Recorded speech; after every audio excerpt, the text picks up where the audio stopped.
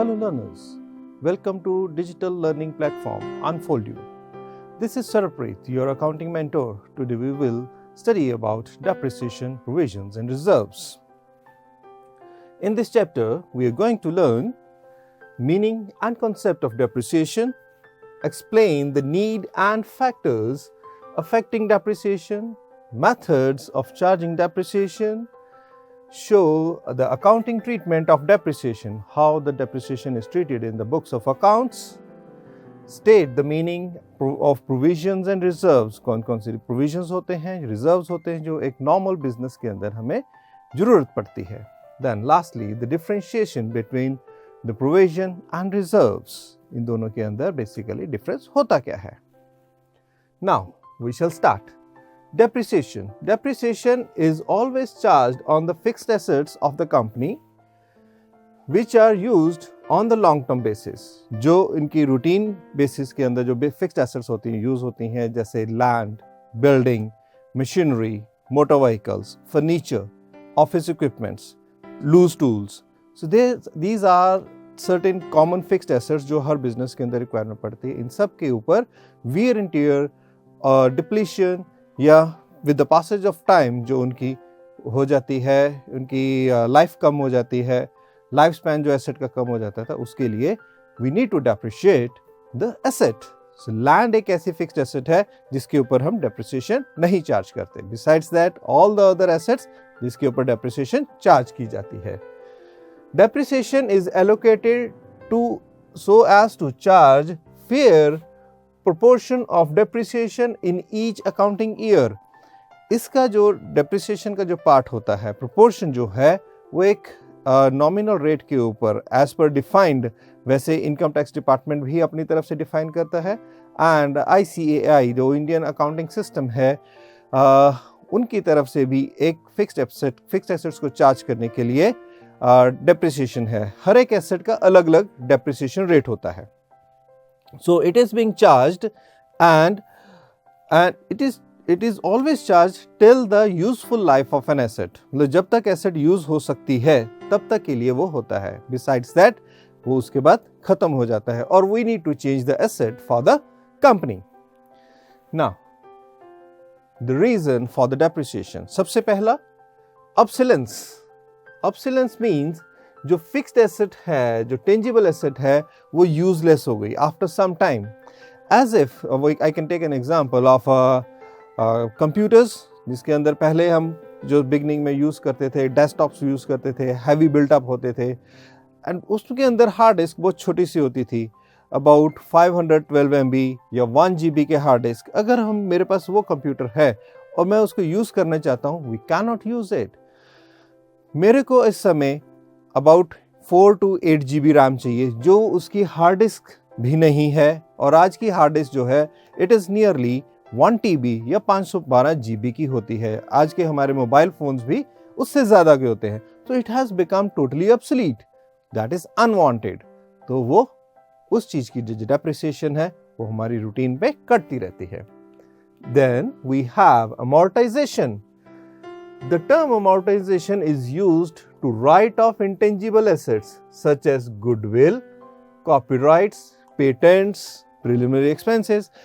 जो ऐसे एक्सपेंस जो हमारी एसेट्स हैं जो लॉन्ग टर्म चलने वाली हैं और जिनको हम अमोर्टाइज नहीं कर सकते, वैल्यू उसकी कम नहीं कर सकते, उनको हम अमोर्टाइज करते हैं by way of depreciating it.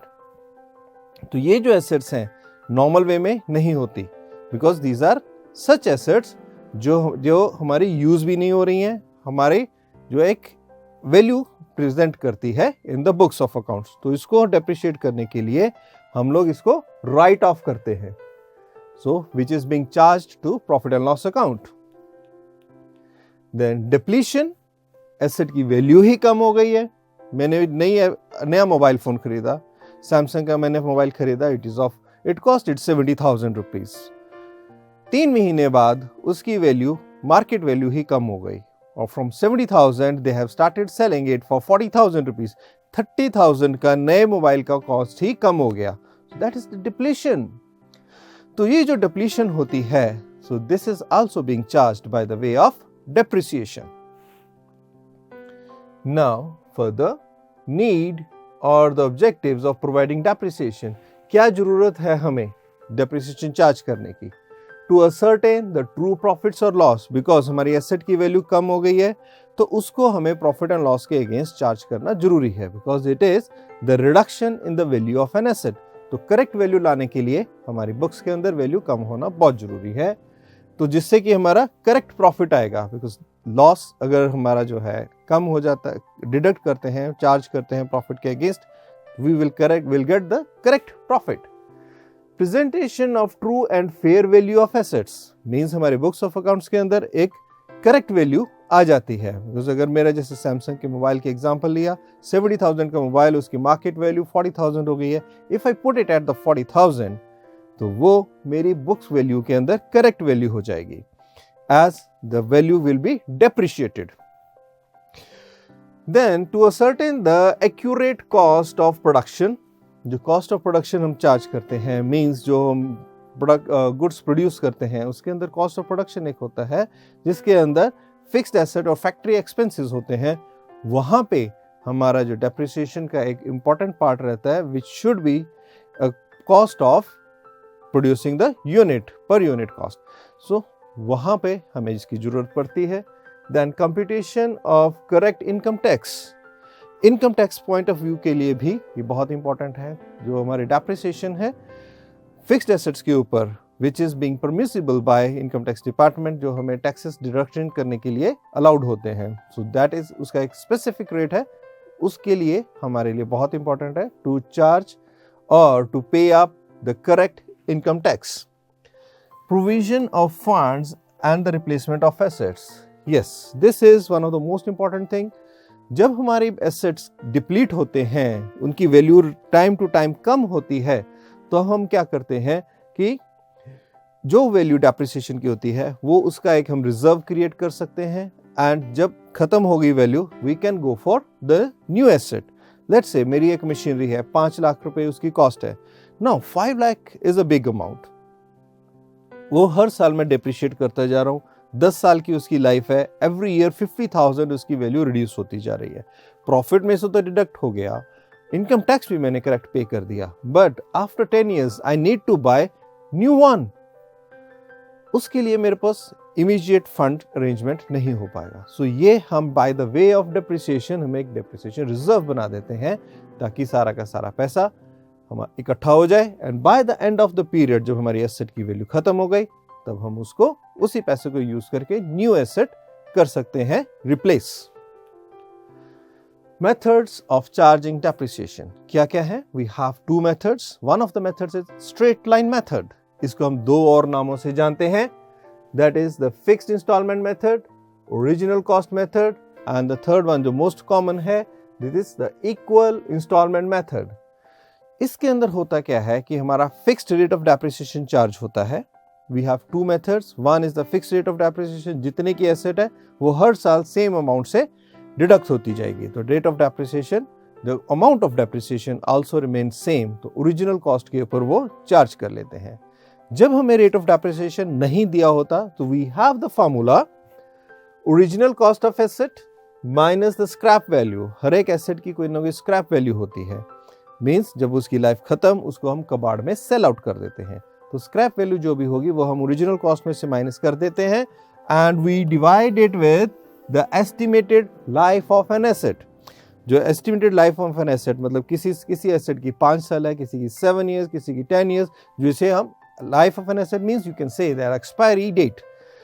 एक एसेट की जो एक्सपायरी डेट है वो हमारी जो इसमें से माइनस कर देते हैं, जितने भी सालों की वो होती है। So from this we can get the correct amount of depreciation जो हमें हर साल चार्ज कर सकते हैं from the profit and loss account.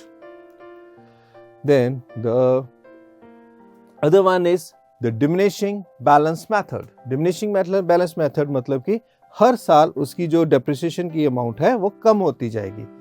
Straight line में हमारी depreciation की वैल्यू सेम रहती है, बट इसके अंदर कम होती रहती है। Why is it so? The depreciation is charged at a fixed percentage. Percentage fix रहती है and is always on the book value. Book value means जो हमारे ledger accounts के अंदर होती है। हर साल depreciation जो है ledger accounts में से हम माइनस करते रहते हैं। whatever the balance comes in next year, जो closing balance of the asset होती है उसके ऊपर हम डेप्रिसिएशन चार्ज करते हैं। तो इसीलिए ईयर आफ्टर ईयर हमारी बुक वैल्यू वो कम होती रहती है and the depreciation, amount of depreciation भी कम होता रहता है, irrespective of the fixed rate of interest, वो फिक्स रहेगा हमेशा।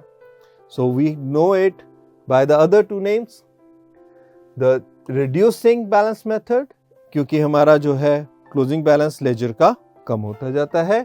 Written down value method, written down value method means कि जो बुक्स के अंदर वैल्यू हम लिखते हैं, नोट डाउन करते हैं after charging depreciation. So the formula for this is the rate of depreciation को हम मल्टीप्लाई करते हैं book value of an asset and divided by 10। सो इसके भी दो फॉर्मेट्स होते हैं, one is the flat rate, the other one is per annum.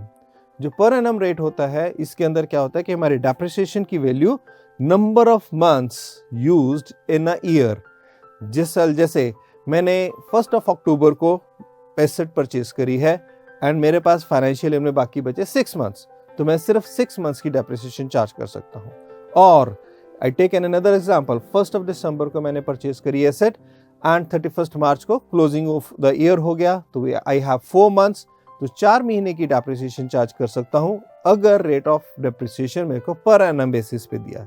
If per annum is not at all mentioned, तब मैं वो फ्लैट रेट लगाऊंगा, means irrespective of the months मैं पूरे साल की डेप्रिसिएशन चार्ज करता हूं। Then these are the two methods, straight line method and diminishing value method.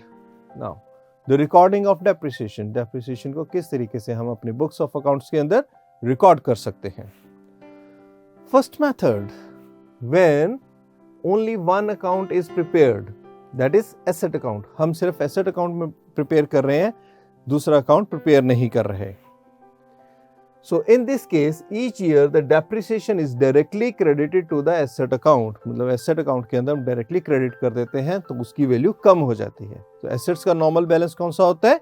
Debit balance, as we all know। तो इसको चार्ज करने के लिए we need to put it on the other side, that is credit। So हर साल वो credit हो जाता है। For that we pass the entry depreciation account debit to the asset account, respective asset। Furniture है तो फर्नीचर अकाउंट आ जाएगा, building है तो बिल्डिंग अकाउंट आ जाएगा, मशीनरी, मोटर व्हीकल्स, जो भी एसेट्स हैं वो एसेट जो है हमारे क्रेडिट साइड पे आ जाते हैं। So this is one of the methods. The other one is the second method. In this the two accounts are prepared. कौन कौन से दो अकाउंट्स आते हैं? एक तो एसेट अकाउंट होता है, then the other one is provision for depreciation account. Asset account the same way जो नॉर्मल वे में हमारा चलता है। प्रोविजन फॉर डेप्रिसिएशन मींस जो भी डेप्रिसिएशन होती है वो हर साल हम प्रोवाइड करते हैं एज इफ, जैसे हम प्रॉफिट एंड लॉस अकाउंट में चार्ज करते हैं वही जो है ट्रांसफर हम कर देते हैं प्रोविजन फॉर डेप्रिसिएशन अकाउंट के अंदर, सो दैट कि जितना भी प्रोविजन हमारा इकट्ठा होता है वो हम by the end of the life of the asset हमारी रिप्लेसमेंट में हेल्प करता है ये provision. Every year the depreciation is directly credited to the provision for depreciation, मतलब जो depreciation का अमाउंट है वो provision for depreciation में क्रेडिट हो जाता है and accumulated depreciation जो है बन जाता है। So इसके अंदर हमारा अकाउंट कौन सा क्रिएट हो गया? provision for depreciation account।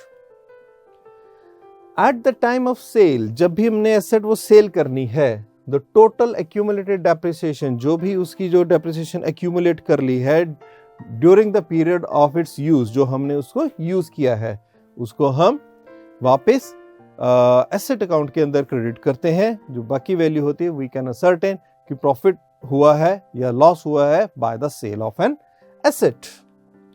तो इसकी हमारी जर्नल एंट्री क्या बनती है? एक्यूमुलेटेड डेप्रिसिएशन अकाउंट और प्रोविजन फॉर डेप्रिसिएशन। इन ये दो अकाउंट्स दोनों में से कोई भी हम यूटिलाइज कर सकते हैं to charge the depreciation to the asset account। जिस समय हमने सेल करना है ये वाली एंट्री हम पास ऑन करते हैं to record the entry in the books of disposal of fixed asset। Now what is disposal?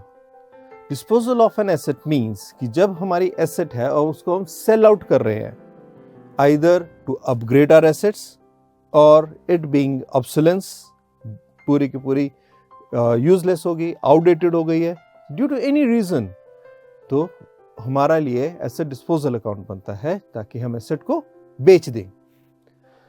So asset जो है, सारी की सारी एंट्रीज जो है एक ही अकाउंट के अंदर इकट्ठी हो जाती हैं, that is asset disposal account. So इस एसेट अकाउंट से भी एसेट डिस्पोजल में ट्रांसफर करते हैं, डेबिट कर देते हैं। Then accumulated profit depreciation account से भी हम यहाँ पे क्रेडिट कर देते हैं।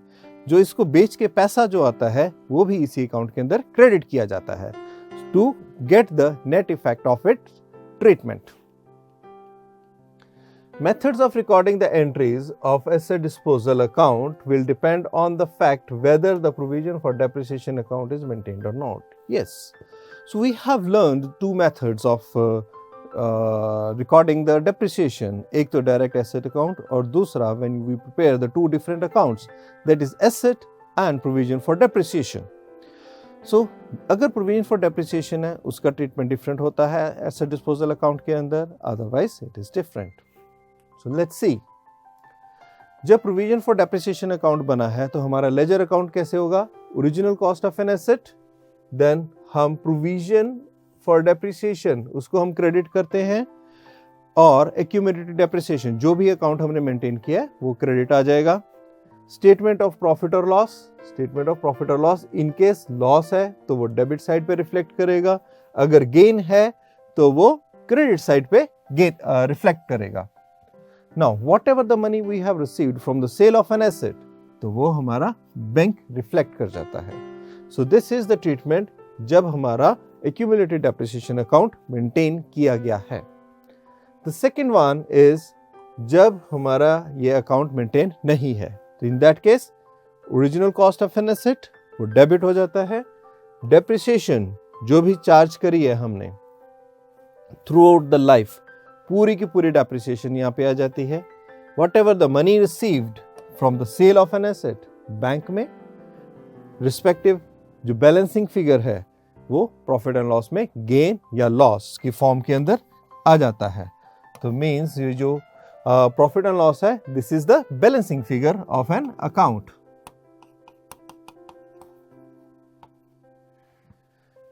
Right, so this is how we maintain we prepare the asset disposal account in the two ways. Then the provision. Now depreciation के बाद हमारा टर्न आ जाती है provisions के ऊपर के how do we make the provisions. Provisions basically होते हैं हमारे loss के against, जो भी हमारे कंपनी को losses, expected losses जो है उसके लिए हम provisions पहले से maintain कर लेते हैं। It is to be made in respect of the liability which is certain to be incurred but its accurate amount is not known. मतलब कि ये तो पक्का पता है कि लाइबिलिटी होगी, ये हमें बाद में पे करना पड़ेगा, बट हमें फिक्स्ड अमाउंट नहीं पता। So we start preparing the provision for the same. जैसे प्रोविजन फॉर डेप्रिसिएशन, मेरी 5 लाख की एसेट है, मैं डेप्रिसिएशन रेट के accordingly provision for depreciation create कर रहा हूँ, बट आफ्टर 10 years क्या मेरे को उसकी रिप्लेसमेंट वही 5 लाख की मिलेगी?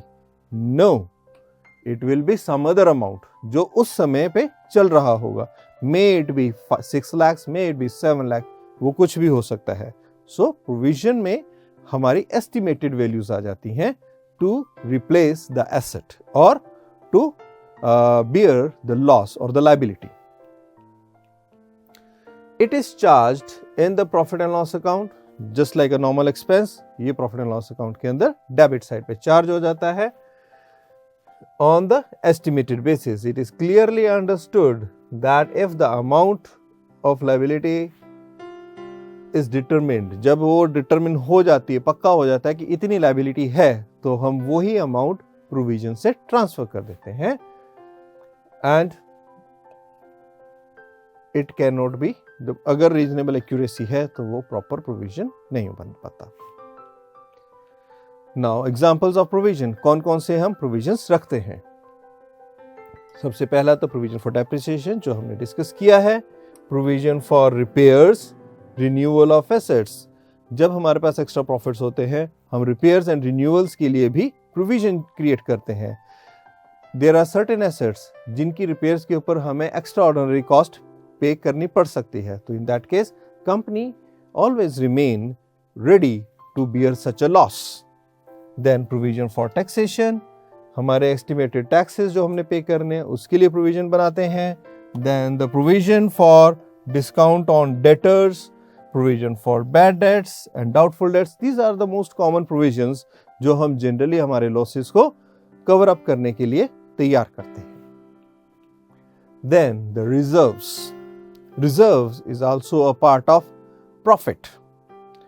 रिजर्व हम अपनी मर्जी से क्रिएट करते हैं for specific purpose or in general also to meet up any sort of liability, वो कुछ भी हो सकती है which may not be specific. So reserves are the amount set aside of the profit. It is an appropriation in an profit. It is an appropriation of profits and not charged on the profit. So ये profit and loss account के अंदर charge नहीं होता, ये हमारा profit and loss appropriation account के अंदर charge होता है, because it is done on the decision of the promoters और the directors of the company. As it is a part of, it always remain a part of profit, it is treated as undistributed profits, because ये profit वो होता है हमने distribute नहीं किया, but we have set aside for future contingencies. The amount of profit retained is used as in the business in the difficult times, जब दिक्कत होती है उस समय ये रिजर्व्स यूज कर लिए जाते हैं। It is neither an expense nor a loss, keep this thing into mind, very important. Provisions is always for the liabilities, losses, but in case of reserves this is not the case, ये एक profit का ही part रहता है हमेशा। Not charged in the profit and loss account, it is debited to profit and loss appropriation account. So इसके लिए एक सेपरेट अकाउंट होता है जहां पे हम रिजर्व्स क्रिएट करते हैं, that is profit and loss appropriation account. Reserves are also known as the ploughing back of profits. हमारे जो रिजर्व्स होते हैं, जो प्रॉफिट है रिजर्व फॉर्म के अंदर हम मेंटेन करते हैं। प्लोइंग बैक ऑफ प्रॉफिट्स का मतलब यह है कि जो प्रॉफिट हमने कमा लिया उसको हम रीयूज कर रहे हैं for the growth of the business, so that's why it is also known as ploughing back of profits. Now, the reserves are created to strengthening the financial position of the business. हमारे business की जो financial position है उसको strong बनाते हैं हमारे reserves. जितने ज़्यादा हमारे रिजर्व्स होंगे उतनी ज़्यादा स्ट्रॉन्ग पोजीशन होती जाती है। दो in future we'll be studying how the reserves are being used to strengthen the financial position of a business. Now, the most common are the general reserves, dividend equalization reserve, and इसके जैसे और बहुत सारे reserves होते हैं। Investment fluctuation fund होता है, reserves होते हैं, देन एम्प्लॉयमेंट के लिए रिजर्व्स होते हैं, एम्प्लॉयज रिजर्व्स होते हैं, वर्कमैन कंपनसेशन रिजर्व होता है। There are many sort of reserves तो जो हम लोग क्रिएट करते हैं। If the amount of reserve is invested outside the business, so वो रिजर्व फंड बन जाता है। जब हमारा बिजनेस जो है रिजर्व्स को इन्वेस्ट कर देता है for the growth of money, तो वो रिजर्व फंड क्रिएट हो जाता है।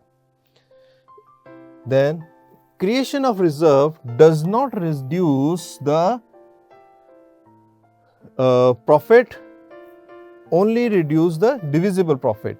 मतलब ये से हमारा प्रॉफिट कम नहीं होता, बट जो हमारा डिविजिबल प्रॉफिट है जो हम डिस्ट्रीब्यूट कर देते हैं by the way of dividends to the shareholders और among the partners of the business, तो वो वाला पार्ट कम होता है। अदरवाइज द प्रॉफिट जो है वो सेम रहते हैं जो प्रॉफिट एंड लॉस अकाउंट के अंदर हम कैलकुलेट करते हैं। Now the types of reserves, broadly it is divided into two forms. The other one is the revenue reserves, the second one is the capital reserve. Revenue reserve के further दो parts हैं, general reserve and specific reserves. So one by one we will do all these. Reserves means जो revenue reserves हैं, these are those reserves which are created by setting aside the part of the profit of the business. Business का profit है उसको एक side कर लिया जाता है ताकि future contingencies के लिए यूज किया जाए। So it is undistributed profit for the company. and they are available for the declaration of dividend and distribution among the shareholders. भी dividends issue करने हैं shareholders के लिए, ये अलग से रखा जाता है. So this is what the revenue reserve is. So इसको different purposes के लिए हम utilize करते हैं. Now the general reserve. What are these? These are the reserves which are created out of the profit to meet the unforeseen contingencies जिनका हमें नहीं पता. Let's say एक छोटी सी है प्रोडक्शन चल रही है, मशीनरी ब्रेक डाउन हो गई. मशीनरी ब्रेक डाउन होने से क्या हुआ कि ऑल ऑफ अ सडन हमें लायबिलिटी खड़ी होगी. We need to get it done repaired. तो वो जो रिपेयर एक्सपेंसेस हैं वो कहाँ से हम बियर करते हैं? We do it from this kind of a reserve, जो जनरल रिजर्व हमने क्रिएट किया हुआ है. They are termed as free reserves. Free reserves means किसी के लिए भी यूज कर सकते हैं. It is available for any kind of liability or a loss. Contingency reserve भी हम इसको कह सकते हैं. The creation of general reserve is optional. It is not at all compulsory. It is an appropriation of profits, so it is made only if the adequate profits are earned. अगर हमारे पास sufficient profits हैं तभी हम general reserve बनाते हैं, otherwise it is not at all done. Then we have specific reserves. Specific reserves जो होते हैं एक पर्टिकुलर पर्पस के लिए क्रिएट किया जाता है. It may be for investment, it may be for particular liability. Like we have an examples over here. Dividend equalisation reserve, dividends pay करने के लिए.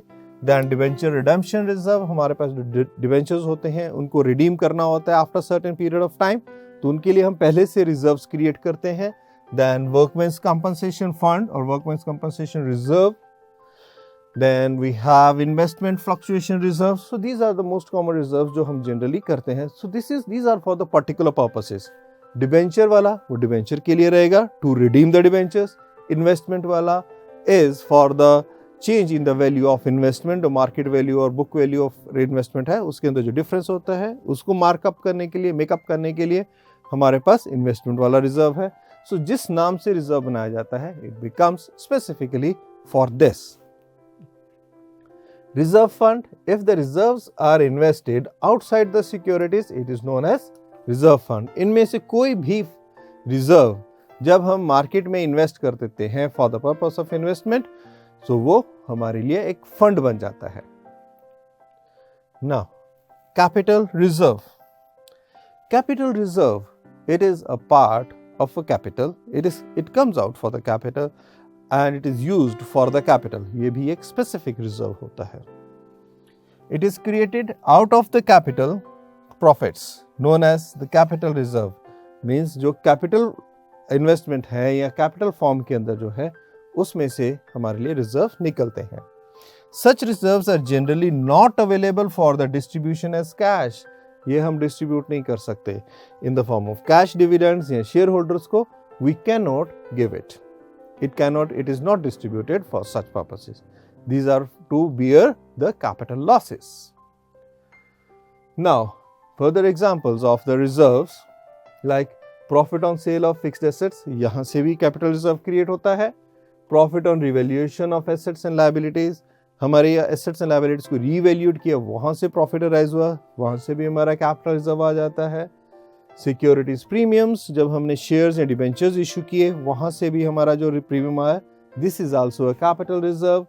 Profit on purchase of running business, कोई business हमने कोई दूसरा बिजनेस टेक ओवर कर लिया, bye कर लिया, तो उसमें हमें डील के अंदर गेन हुआ है, तो वो भी हमारा कैपिटल रिजर्व होता है.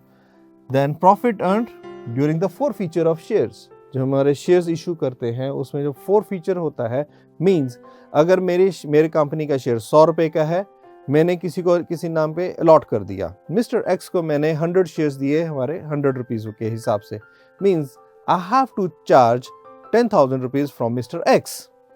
सो एक्स ने मेरे को 6,000 रुपीज पे किए एंड 4,000 वो दे नहीं पाया. सो व्हाट आई डिड, मैंने मिस्टर एक्स के शेयर्स फोरफिट कर दिए. सो मेरा जो फोरफीचर का अमाउंट है 6 रुपीज जो उसने मेरे को पे किए, 6,000 रुपीज, जो 6,000 रुपीज उसने पे किए, सो वो मेरे लिए फोरफिटेड शेयर्स हो जाते हैं. This is the my profit because वो पैसा मेरे पास रहेगा. I am not at all going to refund this money.